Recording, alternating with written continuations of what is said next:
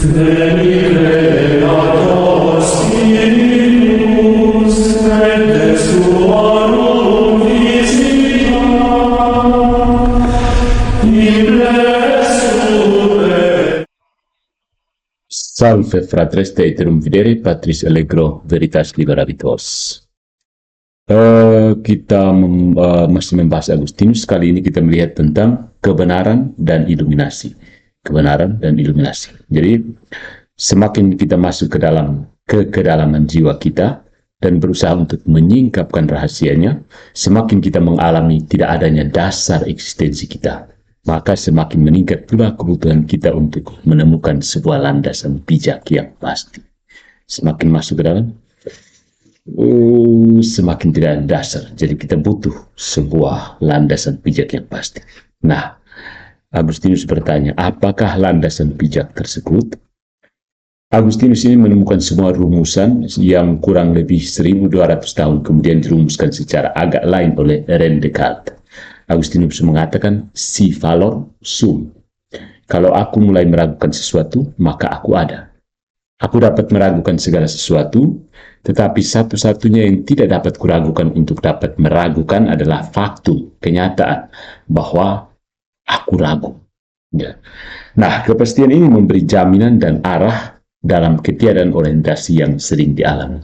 Aku yang meragukan, itulah dasar eksistensiku. Kalau di tengah segala pengalaman yang melahirkan keraguan, saya harus mengatakan bahwa keraguan itu sendiri tidak dapat diragukan. Ya. Maka itu berarti ada kebenaran. Ya, karena keraguan tidak dapat diragukan berarti ada kebenaran. Jadi Agustinus menganjurkan agar orang-orang mencari kebenaran di dalam dirinya sendiri. Sebab itu orang perlu masuk ke dalam dirinya, menerima keraguannya, dan menemukan dari analisis atas keraguan itu kebenarannya. Tapi kebenaran ini ditemukan, bukan rekaan, bukan kreasi manusia. Nah, kalau ada kebenaran, maka ada proses menuju pengetahuan yang benar. Untuk itu, Agustinus menjelaskan proses itu sebagai berikut. Yang pertama, dalam setiap proses pengetahuan, yang aktif adalah jiwa, bukan tubuh. Apabila dengan perantaran tubuh kita mengalami sesuatu, misalnya dari panca indera kita, maka sebenarnya yang aktif di sana adalah jiwa. Jiwa merasa terkesan, dan kesan itu menimbulkan gambaran tertentu di dalam jiwa kita. Ya. Gambaran itu dapat ditangkap jiwa sebagai objek sensasi, objek indrawi. Kesan yang diperoleh ketika melihat atau mendengar sesuatu adalah gambaran, image yang ditimbulkan dan diberikan oleh jiwa kepada manusia dari kekayaannya. Yang kedua, jiwa manusia bersifat spontan dan otonom terhadap benda-benda material. Jiwa ini menggerakkan akal budi untuk membuat penilaian terhadap objek-objek. Karena setiap penilaian menggunakan kriteria tertentu, maka di dalam membuat penilaiannya, akal budi senantiasa bertolak dari patokan-patokan yang bersifat harus, mutlak, tidak berubah dan sempurna. Ketidakberubahan patokan-patokan ini akan berhadapan dengan keberubahan dan ketidaksempurnaan dari objek-objek yang dialami, objek-objek pengalaman. Nah, objek-objek pengalaman selalu bersifat kontingen, artinya berubah-ubah. Kemudian yang ketiga, karena keberubahannya, maka objek-objek pengalaman tidak dapat dipakai sebagai kriteria kebenaran. Yang menjadi kriteria kebenaran dalam penilaian terhadap objek-objek itu bukan juga jiwa, karena jiwa manusia adalah sebuah ciptaan dan karena itu bersifat kontingen. Ya. Sementara kebenaran menuntut kriteria yang bersifat tetap. Kalau demikian, maka mesti ada sebuah instansi penjamin kebenaran yang lain. Kriteria kebenaran itu adalah kebenaran itu sendiri, yang dijamin oleh sesuatu yang bersifat baka, bersifat eternal. Kebakaan instansi itu menjamin objektivitas kebenaran. Instansi itu adalah, menurut Agustinus, Tuhan sendiri, Allah sendiri. Kebenaran ada pada Allah dan adalah Allah sendiri. Kebenaran itu telah ada dan jiwa manusia menemukannya untuk dijadikan kriteria dalam menilai objek-objek pengalaman. Yang berikut, karena kebenaran bersifat mutlak, abadi, dan tidak berubah lantaran dijamin oleh Allah sendiri, maka setiap kali akal insani membuat keputusan yang benar, dia berkontak dengan Allah yang tidak berubah dan abadi. Kalau dikatakan bahwa kebenaran tidak dapat berasal dari objek-objek pengalaman dan tidak pula merupakan kreasi jiwa manusia, dan apabila benar bahwa kebenaran itu ada pada Allah, maka adanya kebenaran dalam akal manusia yang berubah pada dasarnya menunjukkan bahwa Allah itu ada. Ya. Bahwa manusia dapat menemukan kebenaran melalui akal budinya adalah bukti dari eksistensi Allah. Sebab kebenaran itu tidak dapat diciptakan oleh manusia sendiri. Menjadikan Allah sebagai dasar kebenaran memberikan landasan untuk berbicara tentang kebenaran yang bersifat umum, yang tidak hanya ditentukan untuk sebagian orang. Semua orang yang dengan rendah hati mencari kebenaran akan menemukan kebenaran yang sama. Dalam mencari kebenaran, orang tidak dapat saling mempengaruhi, sebab manusia tidak memiliki kemungkinan untuk melihat kebenaran di dalam benak orang lain dan memungkinkan orang lain memandang kebenaran dalam otaknya sendiri.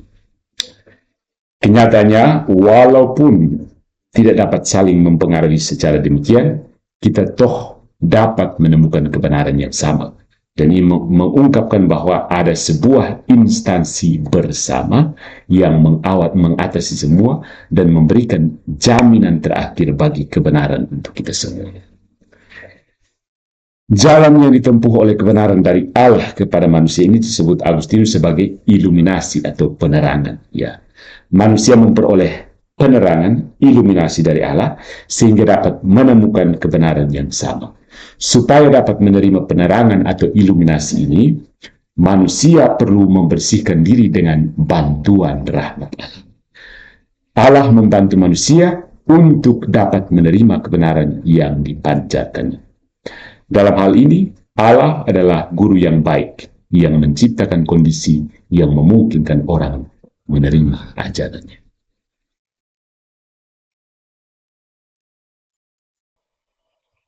Berikutnya ada pandangan tentang iman dan filsafat. Setelah menemukan iman Kristen, Agustinus tidak meninggalkan filsafat atau menilainya sebagai sesuatu yang rendah. Ya, yang dicarinya sekarang adalah hubungan yang benar antara keduanya. Yang pertama harus dirumuskan adalah pendasaran yang pasti dari iman. Agustinus menemukan pendasaran yang pasti itu di dalam kitab suci. Ya. Karena menyadari ketidakpastian filsafat yang ditemukannya dalam petualangannya, dia menjadi sadar akan keterbatasan budi manusia. Ya. Akal budi manusia terlalu lemah untuk menemukan kebenaran dari dirinya sendiri.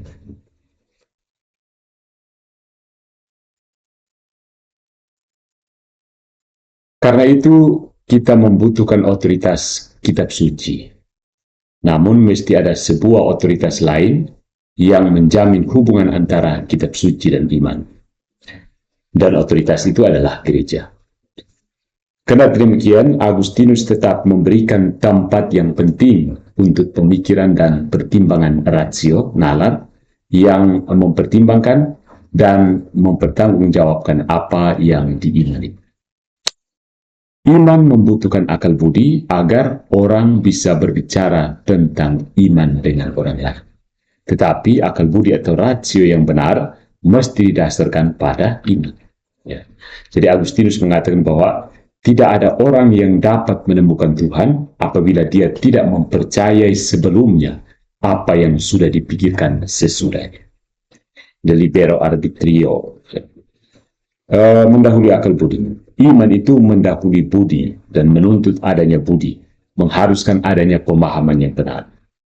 Karena itu, siapa yang mengira bahwa sesuatu itu hanya untuk diimani, dia sesungguhnya tidak mengetahui apa gunanya beriman. Catatnya dalam epistole.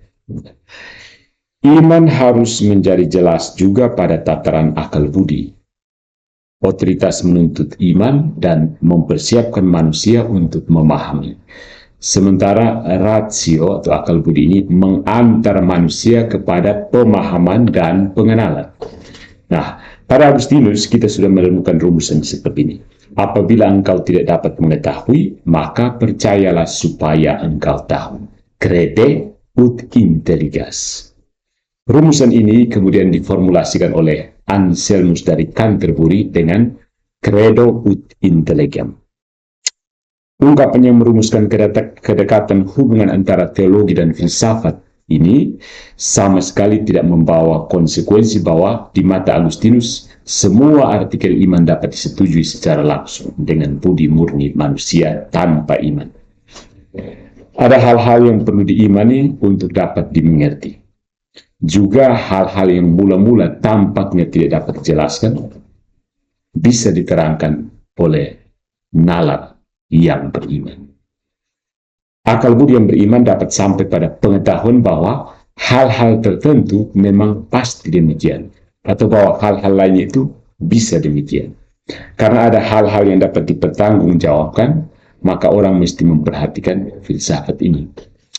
Barang siapa mengatakan bahwa manusia mesti menjauhkan diri dari filsafat, pada dasarnya mengatakan bahwa manusia tidak boleh mencintai kebijaksanaan.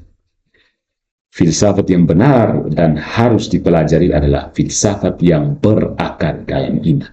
Filsafat yang benar memberikan prioritas kepada iman dan memverifikasi, menjustifikasi iman. Filsafat seperti ini adalah interpretasi diri secara rasional dari iman itu sendiri. Iman memberikan kerangka untuk berpikir dan berpikir menjabarkan iman. Karena itu, kedua ungkapan klasik yang menunjukkan hubungan antara iman dan akal budi dapat diterapkan pada Agustinus, credo ut intelligam dan intellegio ut creda. Berikutnya, pandangan Agustinus tentang dunia. Sebagai orang Kristen yang bertolak dari kitab suci, Agustinus melihat dunia sebagai ciptaan. Kalau sesuatu disebut sebagai ciptaan, maka dia merupakan sesuatu yang sama sekali baru. Hakikat ciptaan dari dunia pun menjadi nyata dari kefanaan dan keberubahannya. Yang berubah dan fana tidak dapat menjadi dasar bagi adanya sendiri. Yang menjadi dasar bagi dirinya ada secara semestinya.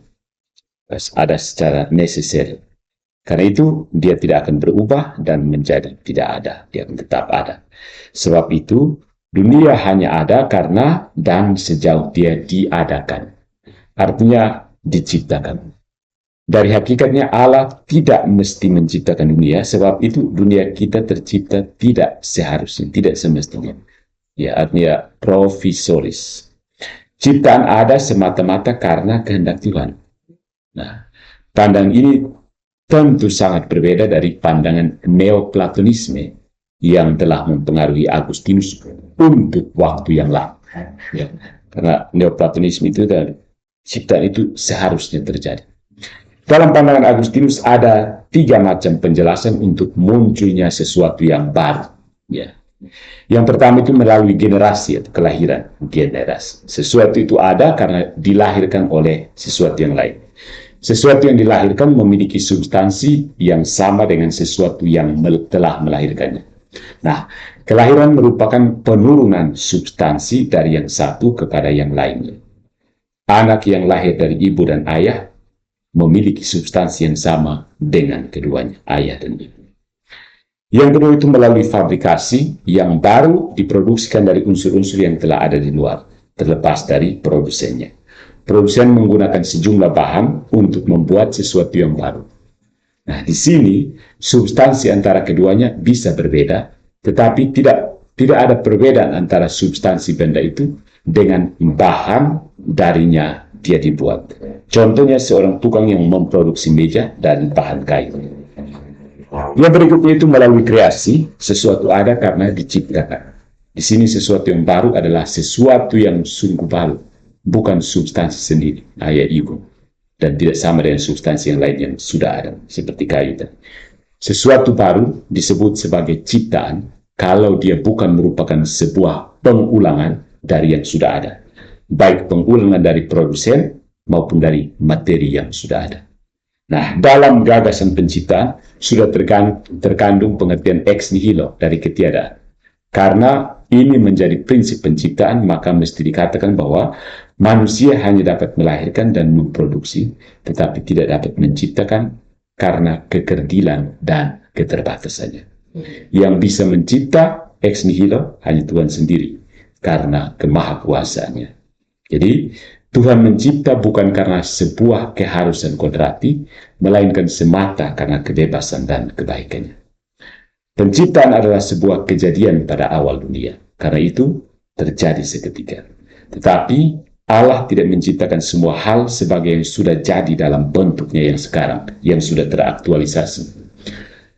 Allah memasukkan ke dalam apa yang sudah diciptakannya benih-benih, rationes seminales, dari semua hal yang mungkin yang di kemudian hari dalam perjalanan waktu berkembang perlahan dalam pelbagai cara di bawah pengaruh pelbagai keadaan.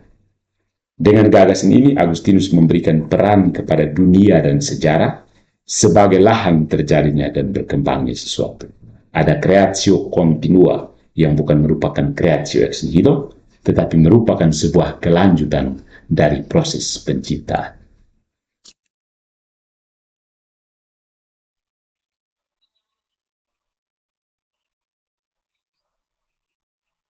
Berikutnya, waktu dan ciptaan. Dengan pembicaraan tentang perkembangan dalam ciptaan, kita sudah mulai berbicara tentang waktu dan hubungannya dengan ciptaan. Ya. Ajaran Agustinus tentang waktu kita temukan dalam buku ke-11 dari Confessiones, pengakuan-pengakuan. Dalam sebuah doa,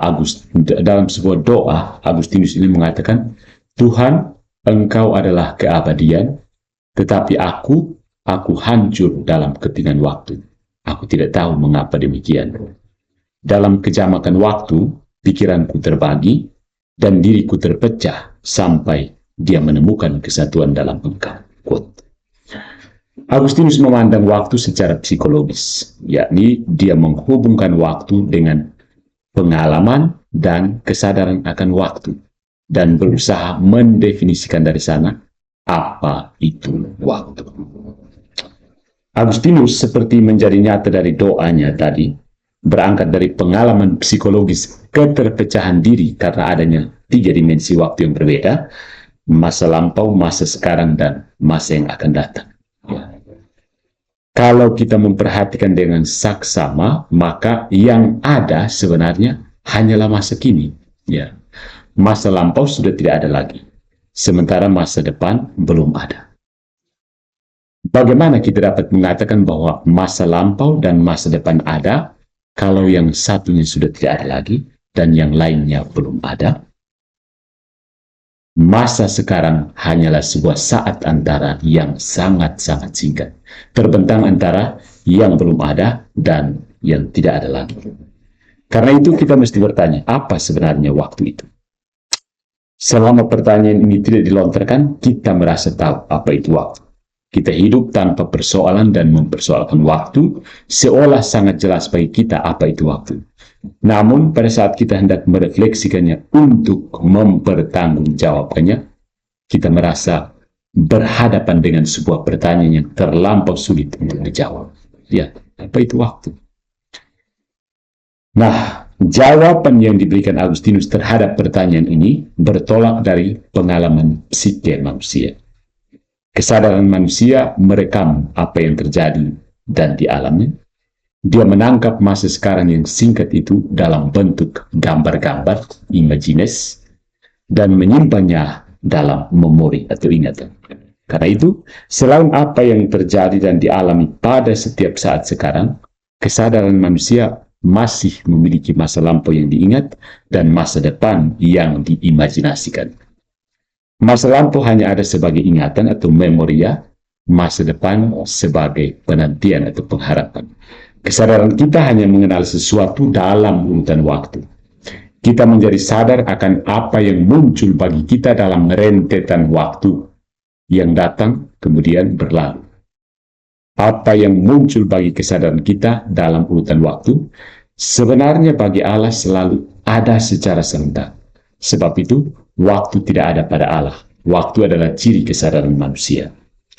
Waktu selalu berhubungan dengan kesadaran manusia, dengan proses mental untuk mengenal dan mengalah. Kesadaran mengatur waktu ini, yaitu kronologis dan mengolahnya serta menghadirkannya. Ya. Karena kelekatan persoalan waktu pada kesadaran, maka kelemahan kesadaran akan berakibat pula pada ketidaksanggupan memilah waktu dalam ketiga dimensi. Orang yang lemah kesadarannya karena usia yang lanjut atau gangguan saraf lainnya akan mencampur adukan pengalaman dalam dimensi-dimensi waktu yang tidak benar. Contoh orang gila atau orang mabuk ya. Waktu hanya ada di mana ada dunia ciptaan. Keterbatasan ciptaan menjadi nyata dalam ketiga dimensi waktu yang mencirikan pengalaman. Tapi pada Allah hanya ada kekinian, tidak ada durasi. Allah tidak menciptakan sesuatu di luar waktu, seolah ada waktu sebelum ciptaan atau ada ciptaan tanpa waktu. Kita tidak bisa berbicara tentang waktu sebelum ciptaan, sebab sebelum ciptaan hanya ada Allah, dan pada Allah tidak ada waktu. Kita juga tidak dapat berbicara tentang ciptaan sebelum waktu, sebab kalau demikian, ciptaan bersifat kekal. Sementara kekekalan adalah unsur pembeda antara Allah dan ciptaan. Jadi waktu adalah kekasan ciptaan. Waktu hanya ada karena ada perubahan dalam ciptaan. Karena ciptaan menjadi dan menghilang. Waktu muncul karena datang dan perginya sesuatu, karena perubahan keadaan pada sesuatu. Dalam pengertian ini, waktu tidak ada pada Allah, sebab Allah itu kekal, tidak berubah. Waktu hanya ada di mana dunia ciptaan. Di mana ada dunia ciptaan. Keterbatasan ciptaan menjadi nyata dalam ketiga dimensi waktu yang mencirikan pengalaman. Pada Allah hanya ada kekinian, tidak ada durasi. Allah tidak menciptakan sesuatu di luar waktu, seolah ada waktu sebelum ciptaan atau ada ciptaan tanpa waktu.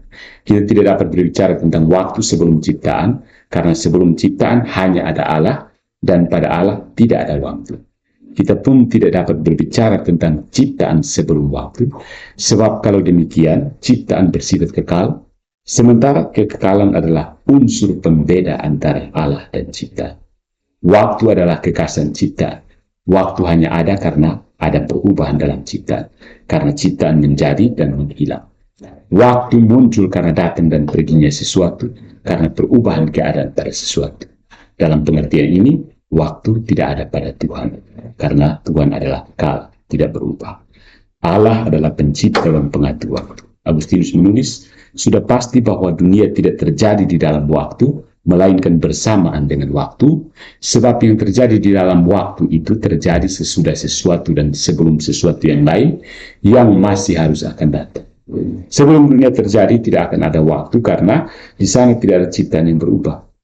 Bersamaan dengan waktu, dunia pun diciptakan, sejauh di dalam dunia ada gerakan perubahan. Pandangan tentang waktu ini mempunyai pengaruh pula bagi konsep Agustinus tentang sejarah secara keseluruhan. Sejarah dunia yang otonom ada dalam pertentangan dengan sejarah Allah dengan dunia. Di dalam kisah kebaikan Firdaus hanya ada sejarah Allah dengan dunia ciptaan, tidak ada sejarah dunia yang terlepas dari Tuhan. Sejarah dunia otonom bermula dengan kejatuhan manusia ke dalam dosa pertama. Eksistensi historis kita dalam waktu dan ruang merupakan ekspresi dan buah dari kehilangan ideal awal ini. Karena dosa tersebut, kita dihukum untuk hidup di pengasingan, di dalam dunia yang identik dengan alienasi diri dan Tuhan. Firdaus dan penghakiman yang kekal, keduanya membentuk dua sisi dari jembatan yang disebut sejarah yang mesti dilewati manusia.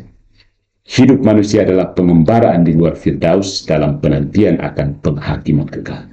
Sebagaimana manusia itu sendiri, sejarah pun memperoleh maknanya dari titik referensi di luar dirinya, yakni Tuhan. Pandangan Kristiani tentang sejarah tidak ditentukan oleh segala pemikiran dan pertimbangan imanin sejarah, tetapi berdasarkan penentuan ilahi. Karena adanya referensi di luar diri itu, maka seorang Kristen memiliki kemungkinan untuk mengambil jarak dari sejarah dan menilainya secara Kristus. Distansi seperti ini ada pada Patrick Klein memungkinkan sebuah refleksi dan penilaian yang lebih bebas tentang sejarah. Dalam distansi seperti itu, Agustinus mengkritik secara tajam imperialisme Kekaisaran Roma. Tetapi pada pemikiran dia, pada dasarnya dia juga memuji sejumlah keberhasilan Kekaisaran Romawi. Pujian ini didasarkan pada kenyataan bahwa Kekaisaran telah berhasil menciptakan sebuah aturan yang menata kekuasaan yang telah membantu mencegah pelaksanaan dan penggunaan kekerasan dan kekuasaan pada umumnya secara kaotis. Keteraturan yang dibutuhkan sebab hanya dalam suasana keteraturan seperti ini, gereja bisa melaksanakan fungsinya secara baik. Nah, inilah pula dasar mengapa Agustinus membenarkan keterlibatan orang-orang Kristen dalam kehidupan negara sebagai pembayar pajak, sebagai serdadu, atau sebagai politikus. Tetapi pada tingkat eskatologis, Kekaisaran Roma tidak bermanfaat. Tidak akan ada Roma sebagai kekaisaran ilahi. Roma tetap menempati ruang sejarah dunia dan sejarah dunia akan berlalu.